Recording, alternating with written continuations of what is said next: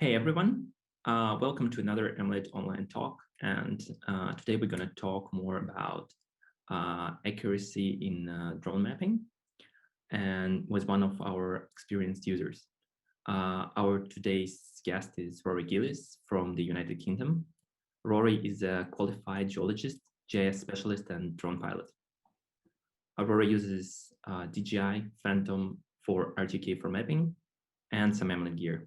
And he will talk about his workflow and his experience using for RTK and PPK. So before we get started, I just wanted to ask everyone who's watching this to leave comments, let us know what you would like to hear from us, what kind of topics you want us to cover, as well as leave some comments on today's talk. Now I'd like to give the floor to Rory. Thank you very much, Igor. Okay, well, welcome to this Emulate webinar, and it's for using the Reach RS2 as a base station for both RTK and PPK missions with a DJI Phantom 4 RTK. In fact, the workflow I'm going to show here would work equally well with the Matrice RTK series, or in fact, any UAS can connect to the NTRIP stream or record GNSS observations and timestamp data.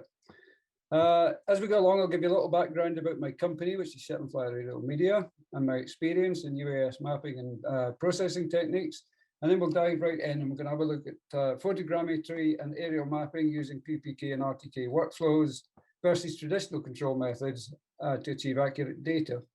Then after that, we'll take a detailed look at both RTK and PPK workflows in test flights that we conducted in 2020 and more recently 2021 last week.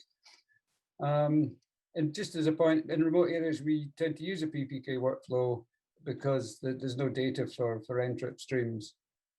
We have used the DJI DRTK2 base station where mobile data is unavailable.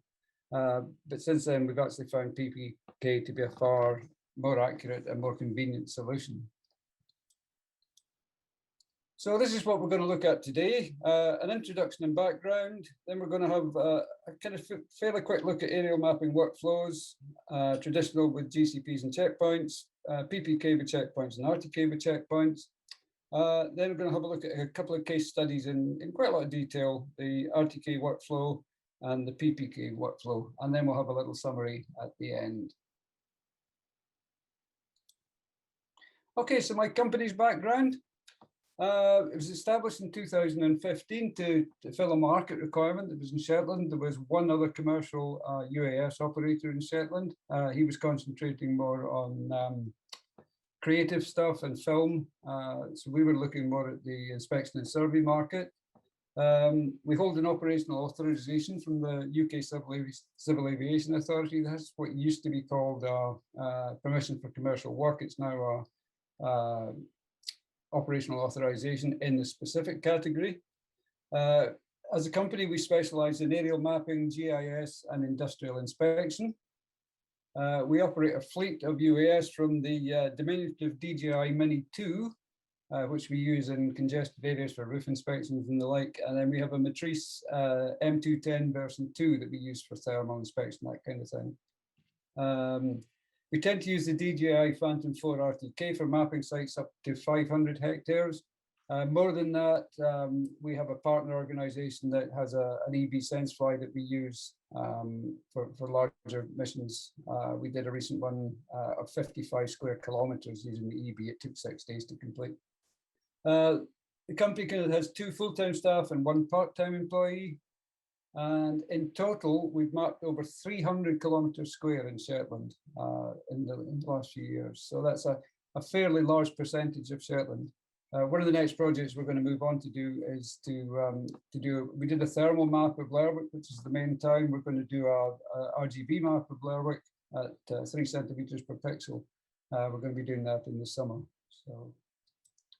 About myself, I've got 40 years experience, a lot more than 40 years experience with unmanned aircraft, going back to radio control way back in the late 70s. And then I got into drones in about 2008, 2009. I built my own, and then I got a DJI Phantom 1 when it first came out. I can't remember, was it 2012 or 13? DJI Phantom 2, I bought an Inspire one, and then in 2015, I got the idea of going commercial, and then 2016, we started investing in more commercial kit after that. I'm a qualified geologist. I have a degree in geology.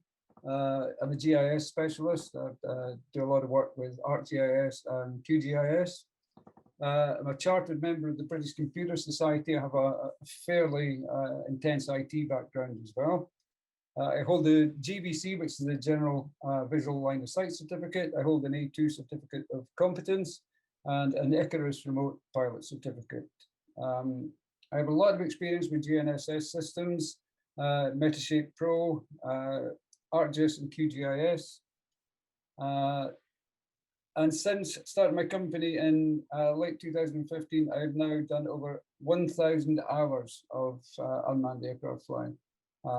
Prior to that, I've probably done thousands of hours with fixed wing radio control models as well, but commercially I've done over 1,000 hours, so I have a lot of experience. Okay, so when we look at the photogrammetry process, it creates 2D and 3D spatial data from 2D imagery. It's basically a process called structure from motion. It's used to create anything from a 3D model of a small object or a large building to maps of entire countries. If you think of Google Earth, the satellite data is basically put together using photogrammetry. Photogrammetry with the small rotary drones such as the Phantom 4 is usually used for topographic mapping and digital surface models. And you can easily cover about 500 hectares in a single day if you have enough batteries and you've got on-site charging facilities. We've done about 600 hectares in a single day during the summer. When creating the photogrammetry maps, it's important to have some method of ensuring that the results are accurate. The built-in GNSS antennas of most commercial and professional drones are only accurate to several meters, which might be good enough if you're just wanting an overview of an area. But in most cases, you want your results to be more accurate. And there's two different types of accuracy. There's relative accuracy, so that if you measure between 2 points in your photogram, your orthomosaic or your model, that's going to be an accurate measurement, but it's not accurate to the real world. So if you're using a coordinate reference system such as WGS84, if you need it to be accurate to a real world coordinate system or a geographical coordinate system, that's what you call absolute accuracy. So in this little graphic I've got up on the screen here, you'll see that 3D coordinates, they define the locations of the object points in 3D space, i.e. that's the area or the object that you're mapping. The image coordinates define the locations of the points, the image is stored in metadata, right? So inside your image, there's a textual data. It's called EXIF and XMP data, which holds an awful lot of information, including the coordinates of the image from where the image was taken. The exterior orientation of the camera, that defines its location in space and its view direction. That's the roll, the pitch, and the yaw of the camera. The inner orientation, that's basically the geometric parameters of the image process, and that's generally the focal length, but also you have distortion information. The Phantom 4 RTK actually writes the distortion information for each individual lens during production. That gets written into the XMP data, and programs like Agisoft Metashape can read that data. So the cameras are effectively pre-calibrated. Now that highlighted in blue there, we've got additional observations. Now, additional observations play a really important role, and these are ground control points and GNSS correction data. So without that, you're not going to be completely accurate. You need that additional information, whether it's coming from correction data or whether it's points on the ground that you've accurately measured. Okay, so let's have a quick look at the traditional workflow. This method of achieving accurate photogrammetry outputs is to use ground control points, or GCPs, which are basically easily identifiable points on the ground that have known coordinates. Now these points can be a coded target, like in the image there. That's the type of target we use. They are 1 meter by 1 meter, so they're 1 meter square.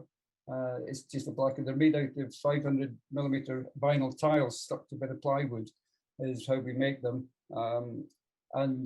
When it comes to processing, Agisoft can recognize these control points and actually pick them up for us. You can also use topographic features such as manhole covers, the corner of paint lines and roads, rocks, things like that, just as long as they're easy to identify during processing. And then you locate the points in the aerial imagery either manually, that is, you actually import the coordinates and then look at the map of your sort of sparse cloud, and then look at the photos that make that up and mark them. Or if your software's got the capability to automatically look for them, it will automatically find them and add the projections to them. So depending on the size of the site, elevation changes, and there's a lot of other factors, you would need at least 1 or 2 GCPs per 2 or 3 hectares to achieve accurate results. Now this is actually easy on a small site of just a few hectares, but imagine a 50 hectare site, you would require between 30 and 100 ground control points to ensure accuracy. And surveying that amount of ground control points, and I've done it, takes a considerable amount of time. And it can be in difficult terrain, especially the terrain like we have in Shetland, where there's a lot of peat bogs with gullies and rivers running through it. It's very, very strenuous. It can sometimes even be a dangerous process. And sometimes it's actually impossible because we've done surveys on headlands which there's no actual access to get onto them. So there's no way to measure control points on the headland. So setting ground control points actually takes an awful lot longer than flying the mission itself. And this next graphic just basically highlights so you go out in the field, you put your control points down, you go out with your RS2, you might have a reach and rover, base and rover setup. You go and measure each control point, and then as the UAS flies over, the control points are included in the imagery. And then during the photogrammetry process, you identify the control points, and that's used to make your map a lot more accurate. But instead of going to set out 100 GCPs for a 50 hectare site, there's a couple of established methods to accurately record the drone camera's position, and that's RTK and PPK, which is the main subject of this webinar. Real-time kinematic is a base station over a known point sending correction data in real time to the drone so that the image is tagged with the coordinates at the point of capture. Now, the correction data can come from numerous sources. It could come from a commercial source such as TopNet here in the UK. It could come from an NTRIP stream over cellular. That could be your own NTRIP stream or one that you're buying into, or a free NTRIP stream, and those available in some countries. Or it could come from a GNSS antenna that's positioned over a known point on the site and transmitting corrections over a wireless or wired link. A good example of that is the DRTK2, which uses OcuSync to send correction data to the remote control and the drone. And this graphic here basically highlights the base station that's positioned over a known point. It's set to RTK mode. So it's then sending out real-time correction data. It's transmitted to the UAS via the remote controller. And then the RTK module processes the correction data to fixed position relative to the base. So each time a photograph is taken, the accurate lat long and height information is written into that extra data of the image. PPK is a slightly different process in that the correction data is applied after flying the mission. And it's using observation data from a base station either on site, so you could take a base station with you and record observations while you're doing the flying job, or it could be from a remote base station, either a commercial continually operating reference station. Again, TopNet in the UK provide correction data and virtual reference stations. Here in the UK, we have freely available RHINEX data from the Ordnance Survey, operate continue a whole range of reference stations throughout the UK and Northern Ireland. That data is freely available at 30-second resolution. You can buy it from TopNet at 1 second, 1 hertz resolution. Or again, you could collect these observations from an antenna on or near the site from your own antenna, and that can be positioned over a known or an unknown point. In the case of an unknown point, we can post-process that data, which we'll look at when we go into the PPK workflow. Okay, and then here this little graphic shows we've got the base station positioned over a known point. That can actually doesn't need to be a known point because you'll make it a known point by post-processing. So it's a known or unknown point in PPK mode.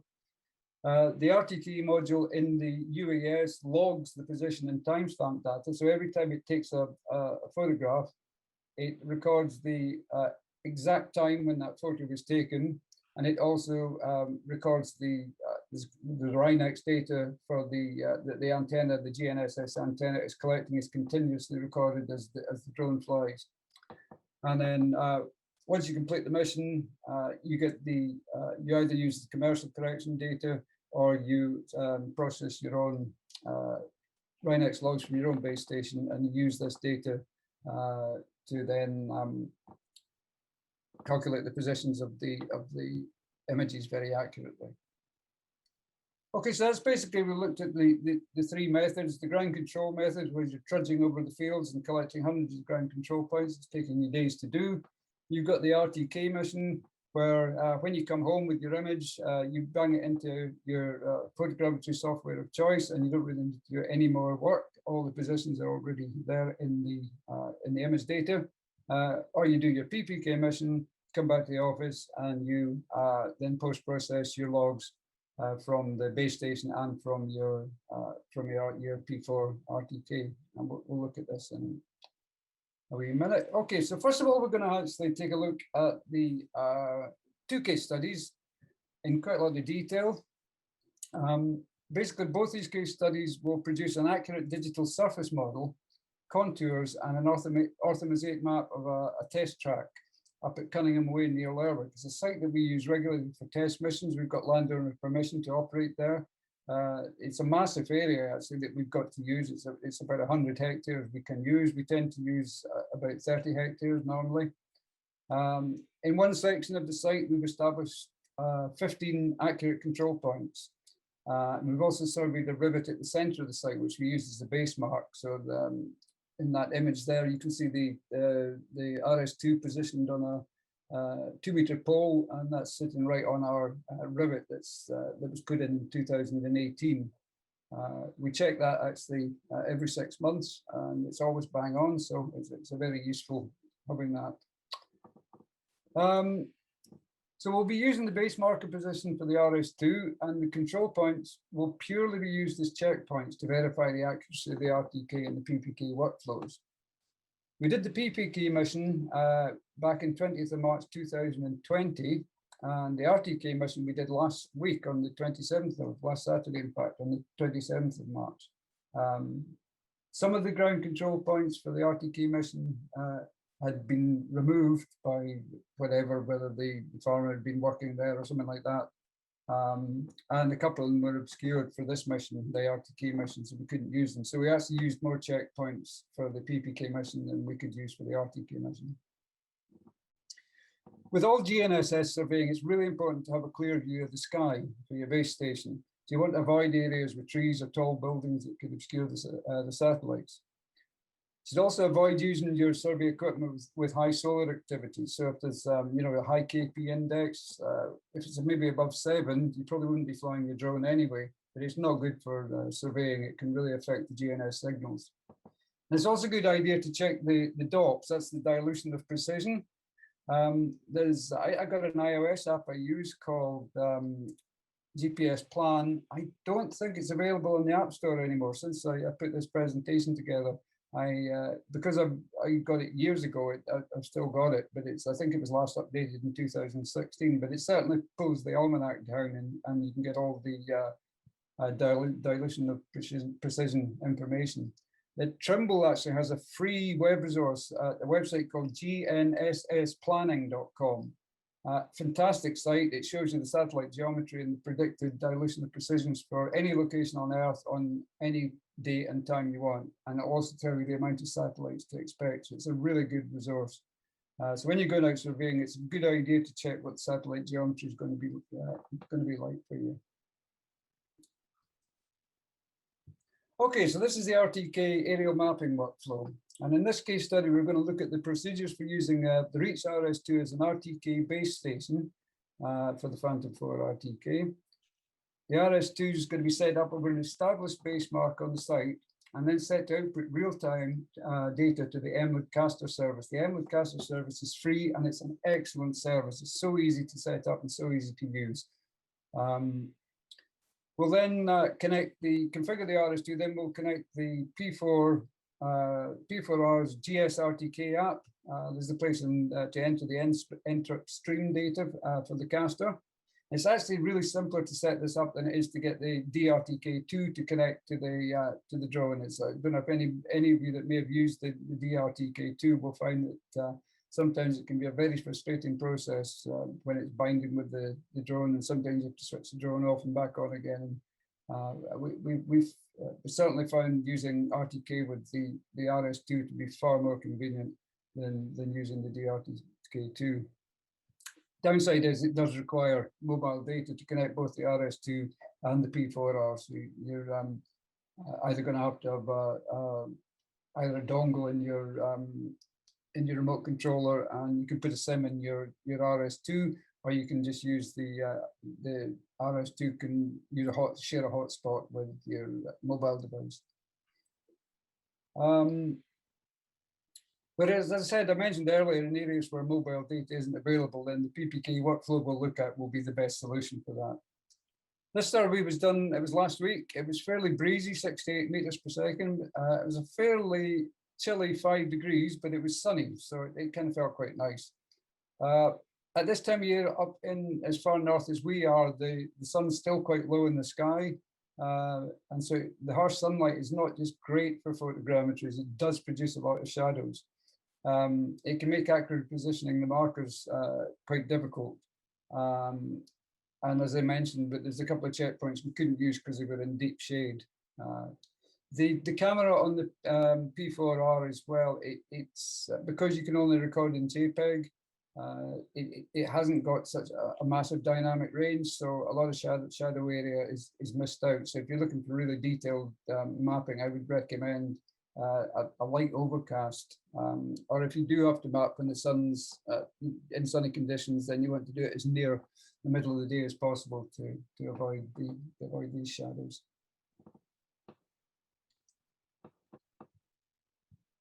Okay, so the equipment, the software we used, we've got a dongle in the P4R RC unit, which has got a Vodafone SIM in it, and the RS2 was connected to the internet via a mobile hotspot on my iPad. So for this, we used the DJI Phantom 4 with the GSRTK app and a data SIM. We used a MLID Reach, single MLID Reach RS2 receiver. It was positioned on a 2-meter pole with a bipod support.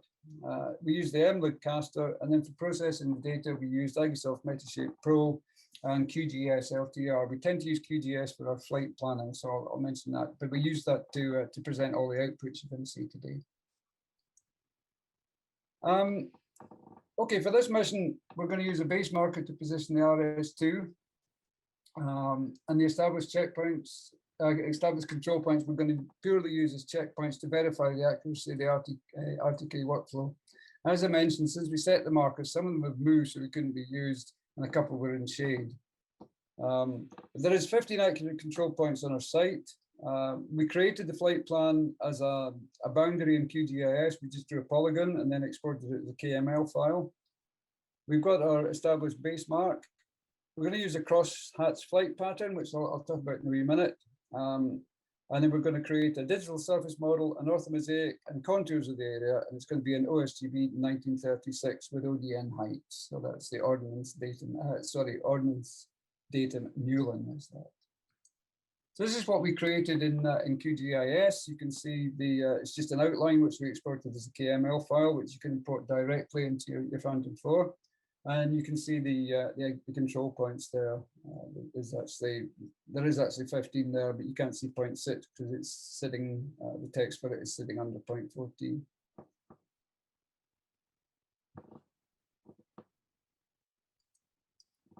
Okay, so we're going to use a crosshatch flight plan.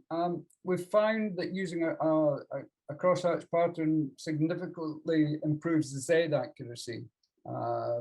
If you do single, what we call a traditional lawnmower pattern, it's always advisable to take a few photos, either oblique going across, or I think the Phantom 4 now has an option to put in an optimize height. What it does, it takes a series of oblique photos towards the center of the site at the end of the mission.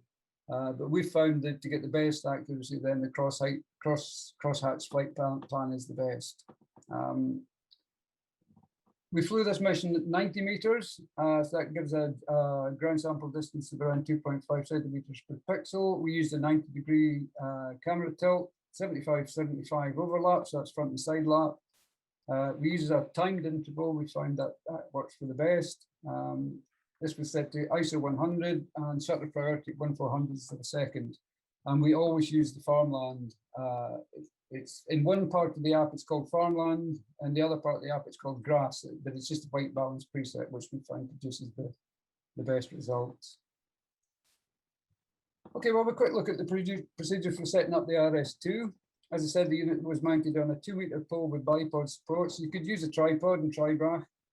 The great thing about using a pole is you know the exact height of it, and you don't have to mess around as moving your tri-brach with your optical plummet to line it up perfectly. As I said earlier, the RS2 is connected to a mobile hotspot, which is used to access the device, and it's also going to send correction data to the caster. The RS2 can have a SIM in it if you want. It can be completely self-contained. Particularly if you're going to leave, if the base is going to be quite far away, where this was, I was positioned right beside it, but in some cases your base station might be, you know, at the entrance to the site, which could be 2 or 3 kilometers away from where you are. You wouldn't want to leave an iPad lying around. Then what you do is you open the base mode page in Reach View, and you need to set the coordinate input mode to manual. Now we knew the coordinates for this point, so we put in the latitude, the longitude, and the height, and then you tell it the antenna height, which is 2 meters to the antenna reference point, and then you add 0.134 to the antenna face center. Then we just set what we're going to do for the RTCM3 messages. So we use GPS, GLONASS, Galileo, and Beidou, and we set them all to 1 hertz.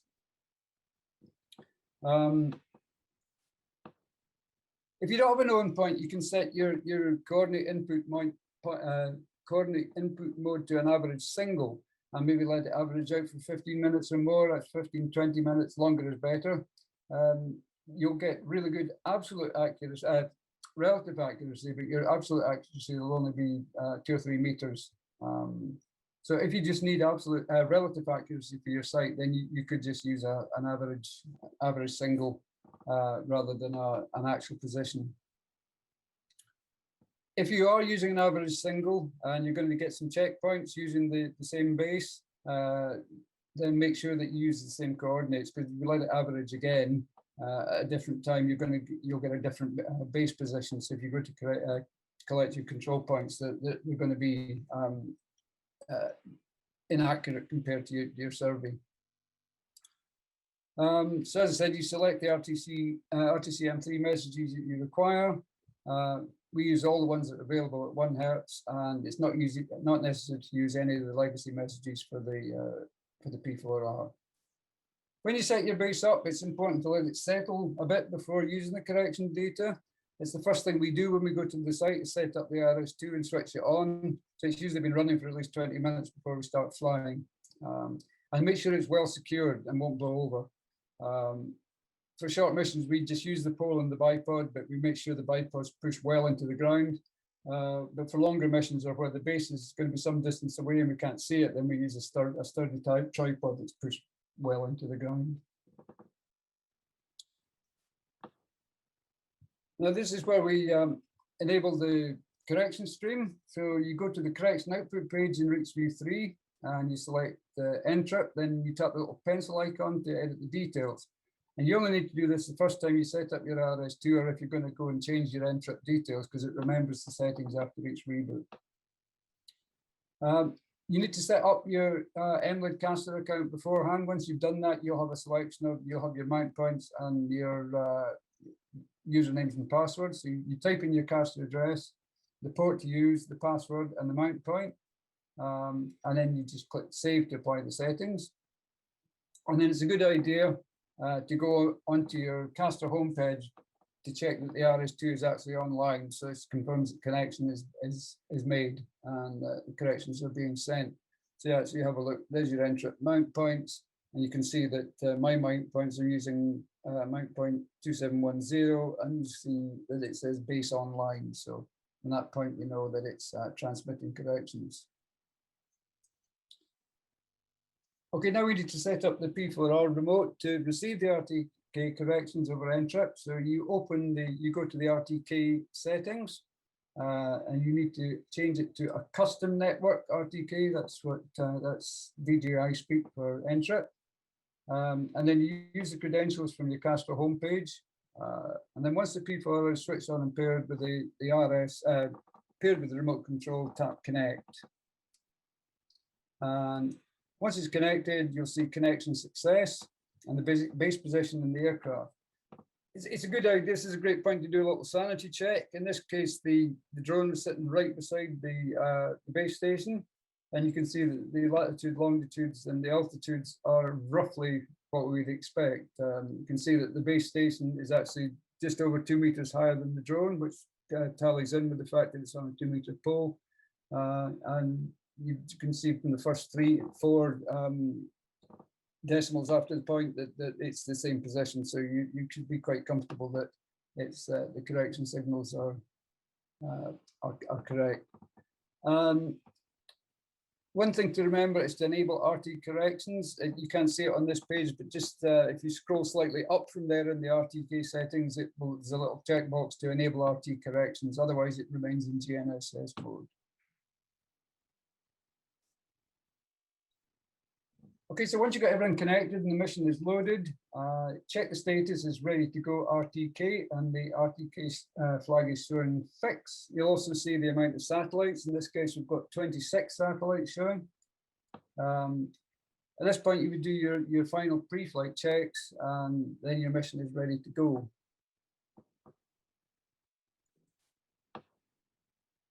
Okay, so here we've got the mission invoked. During the flight, it's important to keep an eye on the RTK fix indicator. If for any reason your stream's interrupted, it'll drop into GNSS mode. There is an option in the GSRTK app to set to continue with RTK positioning on loss correction stream for up to 10 minutes. Obviously, as time goes on, the accuracy will gradually decrease. So unless you're expecting maybe short connection drops of several seconds, maybe up to a minute, I wouldn't recommend checking this. I would just leave it. But if you've got a sort of flaky remote connection, your mobile data is a bit flaky, then it might be worthwhile setting that to carry on RTK positioning. This RTK mission was a single battery. It took over just 17 minutes to execute. When we look at the PPK mission, that was a multi-battery, so I'll explain how we go through the multi-battery. Okay, so once we got back to the office, all the images we'd captured had the RTK flag set, so there was no further processing required. The images can then just be imported into your photogrammetry software of choice.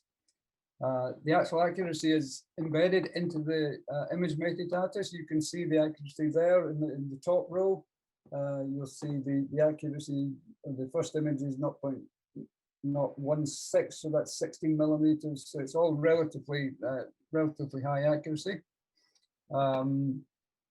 This is Agisoft Metashape Pro you're looking at here, and this is just after doing this, before we've gone on to the actual building the dense cloud. This is when we've created the sparse cloud and added the checkpoints. We use an established workflow, so we convert the camera positions to the desired course. In this case, we recorded in WGS84 UTM 30 North to OSGB 1936. So it's the EPSG 27700. We would then align the cameras, we then do gradual selection. So it's a case of just basically it's processed to select unwanted points.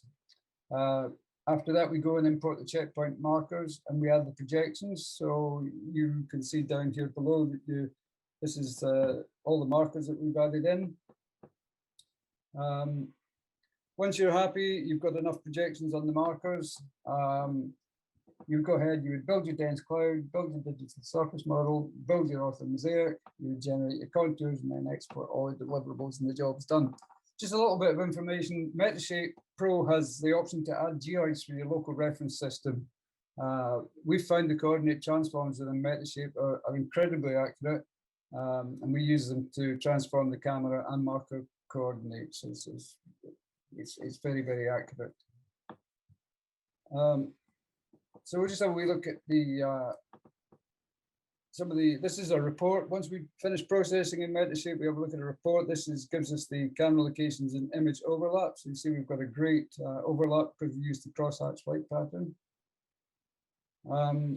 This next slide shows the checkpoint locations and error estimates. So you're seeing the ellipse represents the Z error and the color represents the XY error. So it's just a very sort of general idea. And the next slide will actually look at some of the real accuracies. So this is the camera positions and accuracy details. So you can see all the camera positions there.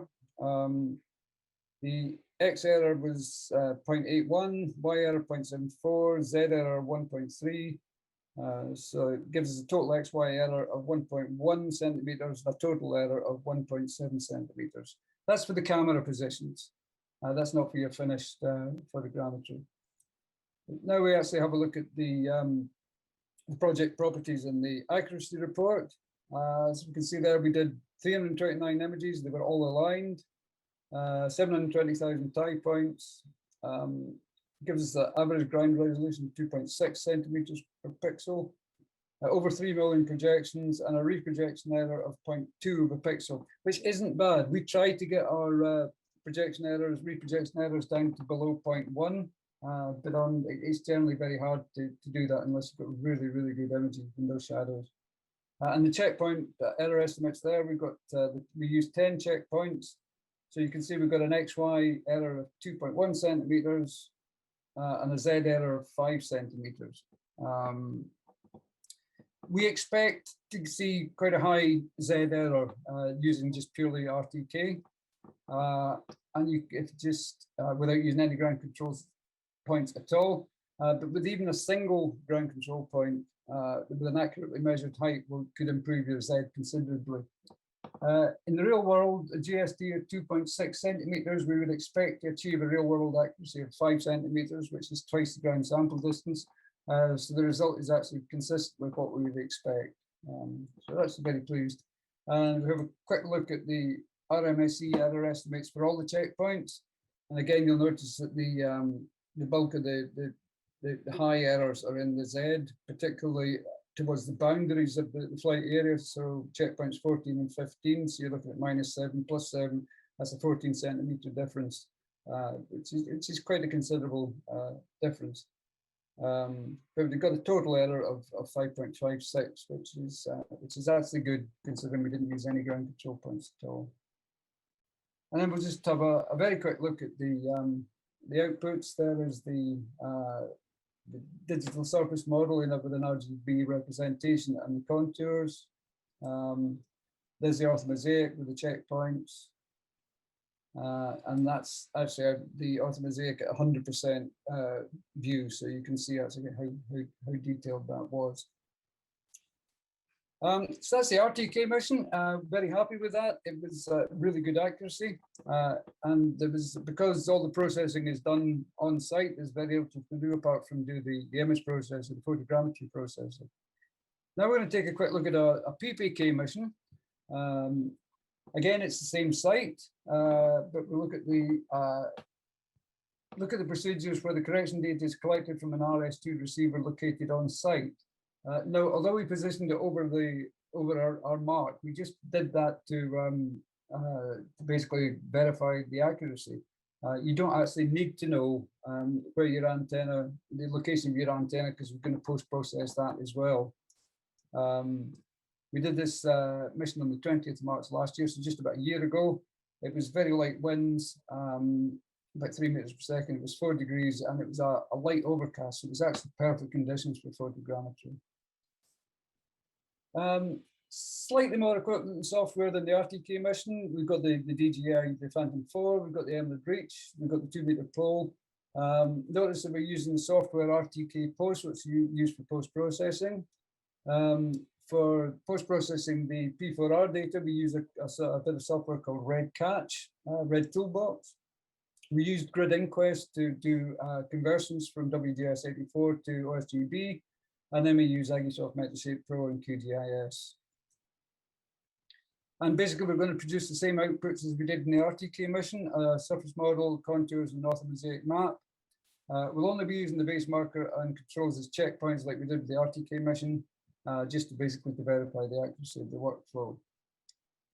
So the US is programmed to fly the mission using the same exported CAME file. It's the same file we used for the RTK mission as we did for the PPK mission.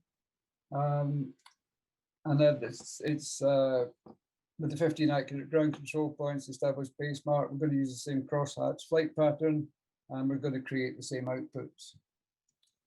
So here's the difference between the RTK and the PPK mission is we flew the PPK mission at 70 meters as opposed to 90 meters. But again, we used the crosshatch flight plan. Height of ground, as I said, is 70 meters at the center of the site. The overlap 75, 75. Timed interval, because it was fairly dull, we used an ISO 400, but used a slightly faster shutter speed. And again, we used the graphs white balance preset. So here's the RS2 configuration and loggings. We need to set that up. Once we got to the site, the unit was set up and switched on to log RhinoX, and it actually because UBX data at the same time, you always get UBX data as well as your RhinoX data. It was on the same 2-meter pole, so it was 2.134 meters above the ground. But we didn't really need to know any of that information because it's not actually relevant. It's the actual position of the antenna in 3D space that we're going to be using for post-processing for the unit position and the unmanned aircraft positions. We then process the observations that we record for the base position for PPK with the P4R observations.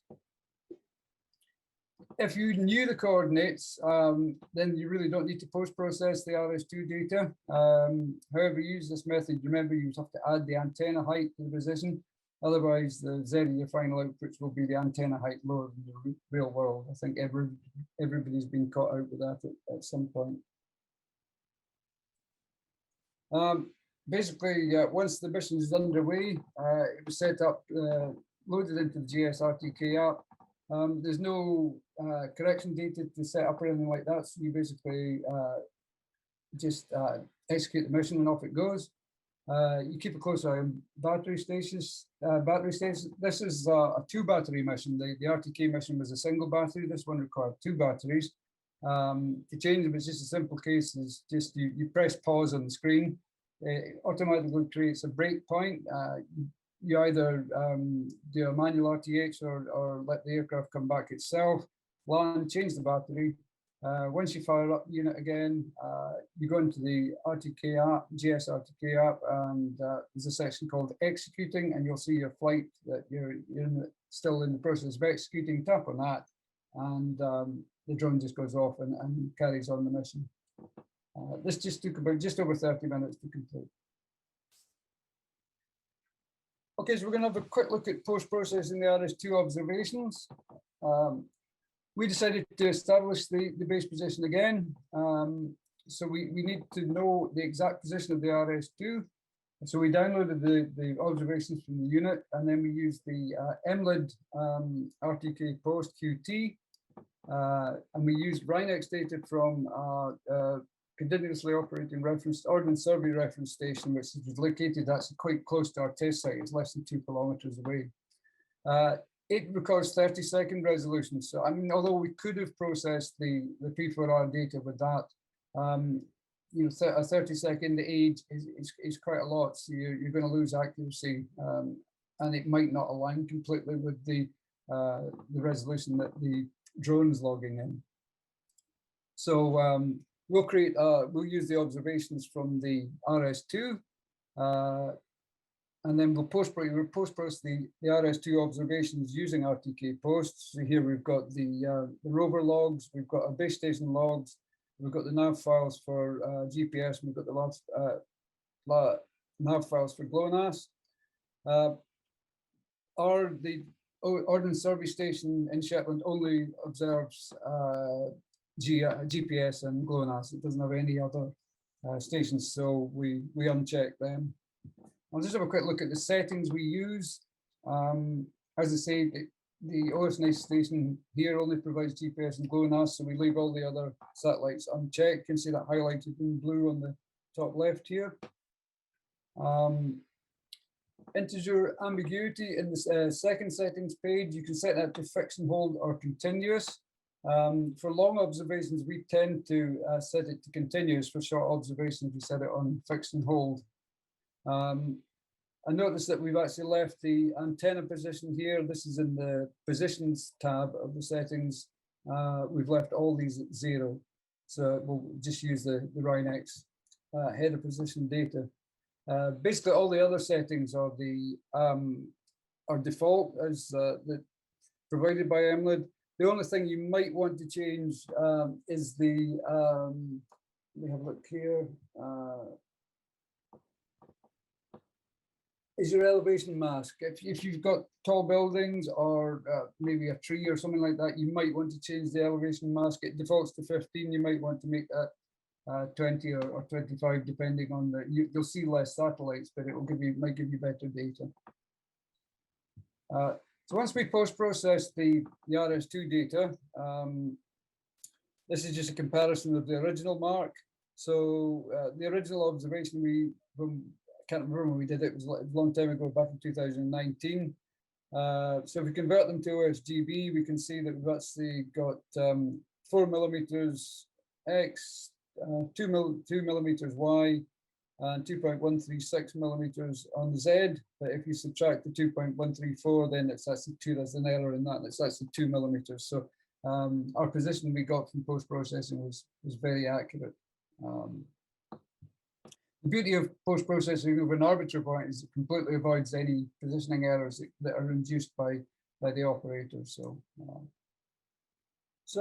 the software we use to process the P4R is Red Toolbox. It is a commercial application from RedCatch software, but it is very, very easy to use. In the survey folder of the P4R, once you've recorded your mission, you have the images. There's also some additional data in there. There's a timestamp data file, and it's also got the RINEX recording. So basically, you load your images, you load your triggers into it. So you've got your MRX files, and you load your observations. Once you load the triggers, basically the Red Toolbox picks up the other files it needs. And then you add in your base station position. So we're using RINEX 2.11. We've got so this is the observation file that was recorded by the RS2. This was the nav files generated by the RS2.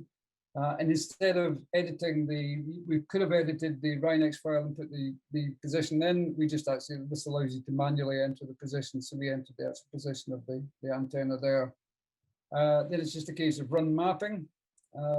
It doesn't take long to process. For the amount of images, it probably takes less than 2 or 3 minutes to process all the images. And it then rewrites the images which are correctly geotagged. Incidentally, just looking at RedCatch, it basically runs on on RTK-lib as well. So it uses basically the same. It's just it uses the same open source engine underneath. So this is the actual project we've got opened up in Metashape. Red Toolbox actually creates a Metashape project for you directly, so you can just load that up, and all your data is there ready to start processing. Again, same workflow. You import the flow drills, you align them, you apply the gradual selection, Then you build dense cloud, build your surface model, build your orthomosaic, generate your contours and exports. It's exactly the same as we did. As you would imagine, the overlap is kind of similar to to the RTK mission. And there's what you will notice there is the actual checkpoint error is a lot lower than in the RTK mission.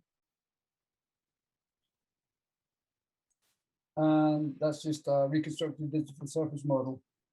Unfortunately, I don't have the camera locations because this was done over a year ago and we no longer have the source data for this particular project. But again, here's the project properties. There was 582, a lot more images because this, remember, was flowed at 70 meters instead of 90. And we also could use 14 checkpoints for this one. So we've got an X error of basically 6 millimeters, a Y error of 1 centimeter, a Z error of 8 millimeters. That gives the XY error of nearly 1.2 centimeters and a total error of 1.4. That'll be 1.45, so 1.5 centimeters, which is really, really accurate. Real world accuracy, again, generally should be around twice the GSD. So the ground sample distance of this was 1.93, so we would be expecting an accuracy of around 3.8 centimeters. However, if you've got really clear images and you very, very accurately place your markers, it's possible to achieve an accuracy equivalent to the ground sample distance. So just take a very quick look through the outputs. That's the same digital surface model and the contours. There's the orthomosaic. Notice it's a lot less harsh and less contrasted than the RTK one because this was taken in overcast conditions rather than the bright sunshine. And here we have, this is basically looking down at the 100% resolution. You can actually see me sitting there working the drone. There's the base station there. So basically both the case studies, they produced really good results. The PPK mission was more accurate, especially in the Z-axis, as we would expect. Couple of reasons for this. The RTK mission was flown 20 meters higher than the PPK mission, which will increase the errors. However, using RTK alone without any ground control can cause significant Z errors, as we discussed.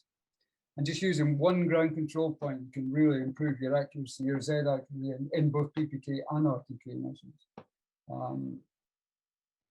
The XY accuracy in this mission was just 1 centimeter more accurate in the PPK mission than the RTK mission. And it's probably down to the GSD being higher for the RTK mission. So it's 2.5 centimeters versus 1.9 centimeters. So that does make a difference when you're placing the markers on to create the checkpoint projections. Higher resolution imagery obviously makes this a lot easier. In the real world, we would always use a few ground control points if possible. So if there is access onto the site. A site the size of this, we would probably use 2 or 3 control points and 4 or 5 checkpoints. Just as a matter of interest, we reprocessed the RTK mission using all the markers as ground control points. And as you can see on the bottom table here, it produced basically sub-centimeter accuracy, both X, Y, and Z, so a total error of 0.7. Yeah, again, in the real world, we would expect that to be probably nearer to 2 or 3 centimeters, but relative to our checkpoints, it is absolutely incredibly accuracy that can be achieved.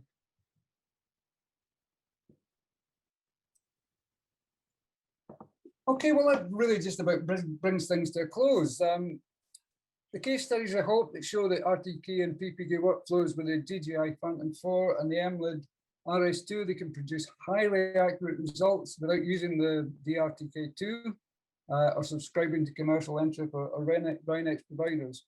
Out of interest, you can buy 2 RS2 units for the price of a single DRTK2, and you can use them for traditional surveying as well as collecting ground control points, which really is not easy with the DRTK2, as you have to lug the remote control around with you as well. We tried it, it's not fun. Checkpoints were already established on the site we used. However, it'd be really simple to collect points using a second RS2 rover in RTK mode. and then post-process observations in PPK mode.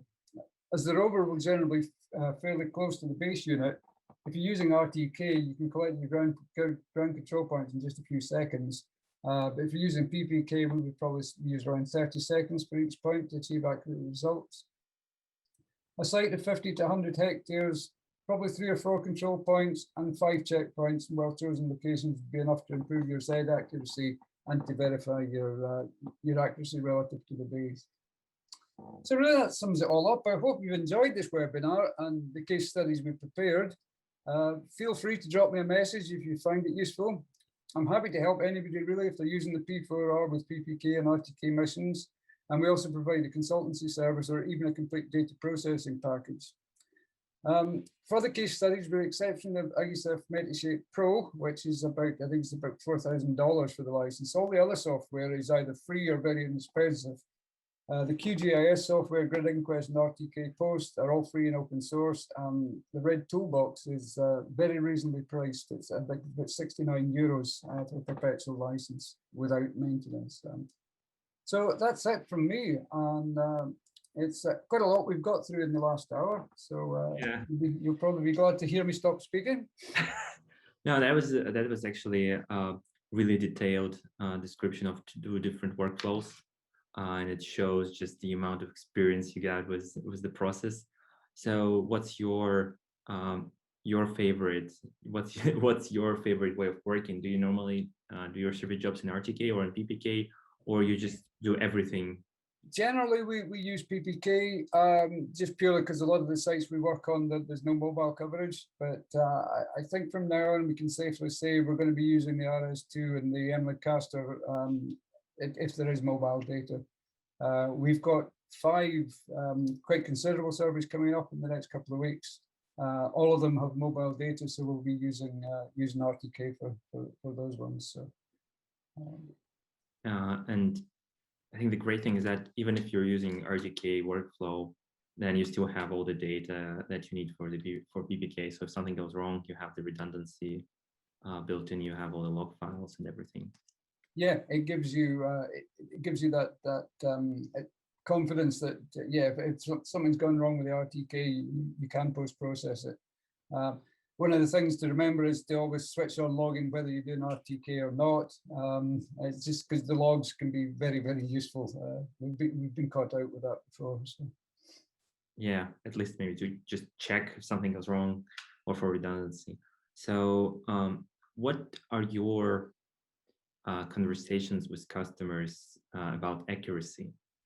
So your work is accurate, but how do you actually need to prove it? How the conversation goes? Well, what we tend to do is quite often the customer will have their own site base mark, or it could be something that's been surveyed in by one of their surveyors, which we will then use as our reference marker. So we provide accuracy relative to the mark they've given us. And we just provide the reports that we looked at.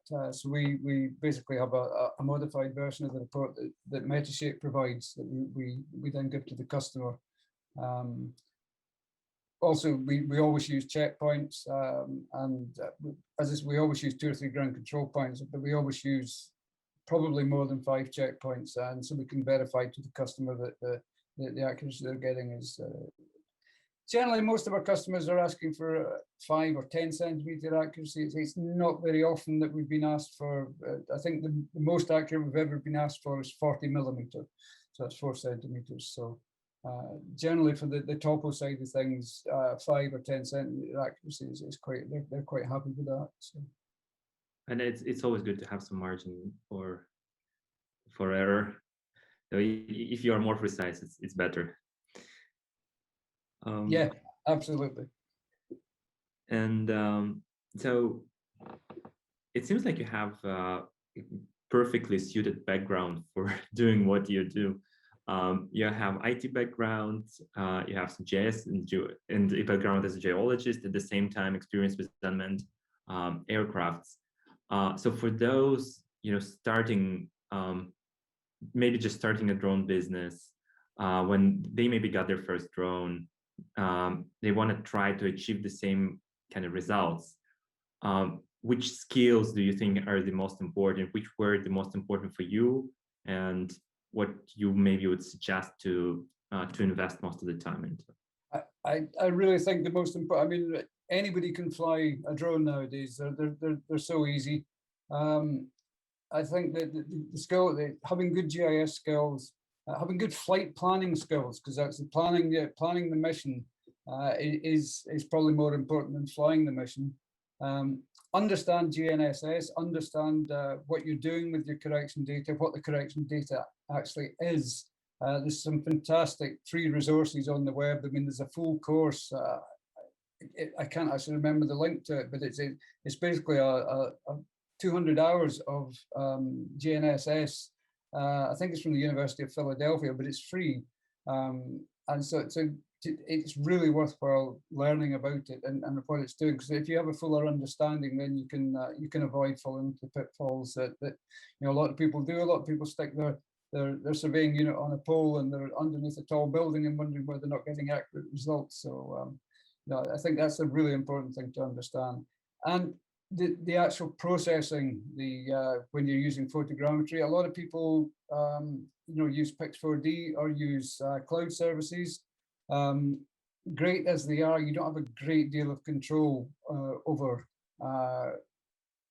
producing your data. So Metashape gives you so much control. That's why a lot of people find it quite difficult to use, because there's so many parameters, but it does allows you to really fine tune. We have a workflow that we've developed over the years that we know works very, very well and provides really good results.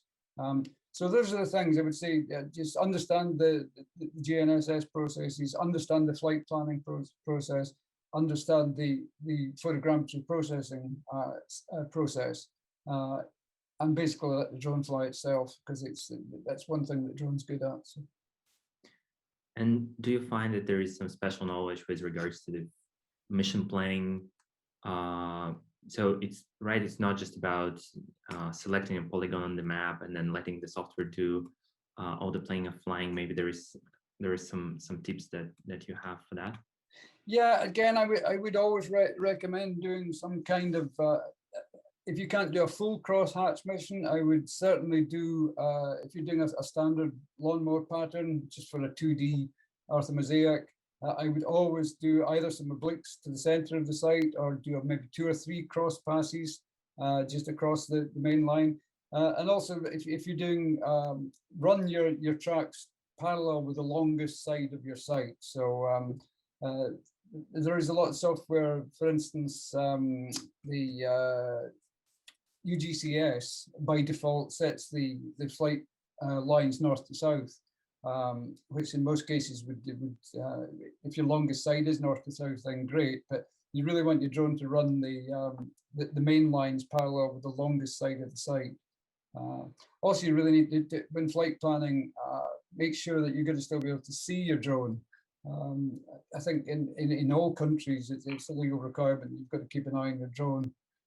We do have an exception. We can use a second observer, so we can actually fly basically more than a kilometer, 1.35 kilometers. We can actually fly using 2 observers, which are in radio link with one another. But that's generally you would be flying sort of kilometer legs with you in the middle. So when you're planning a flight, make sure that take account of the topography, because there might be a hill in the way and you might not be able to see your drone when it's the other side of the hill, even if it's still 500 meters away from you. You also mentioned that for some missions, you have used the fixed wing drone from SenseFly. Yes. So where is this? Where do you see the limit for a multicopter, and when kind of the fixed wing really delivers? So what kind of missions are those? We tend to look at 500 hectares as the if it's a single site more than 500 hectares, then we would bring in the fixed wing. It's not economic sense for us to have one ourselves, because we don't really get massive sites. Most of the sites we're doing are on average maybe 50 to 100 hectares, some around 200 hectares. The 5 sites we're doing in the next couple of weeks, they're all about 60 hectares each. So, but I think once you get beyond 500 hectares, you should be looking at fixed wind. Yeah. Well, that's all from me. Thank you so much for doing this webinar. It was really, really detailed and well thought out. It's really interesting for me, and I'm sure our viewers will find it interesting and educating as well. So please leave your comments to this video. Let us know what you would like to know more about, and just you can also ask questions and we'll try to get back to you. So thanks everybody for watching, and thank you, Rory. Thank you. Thank you.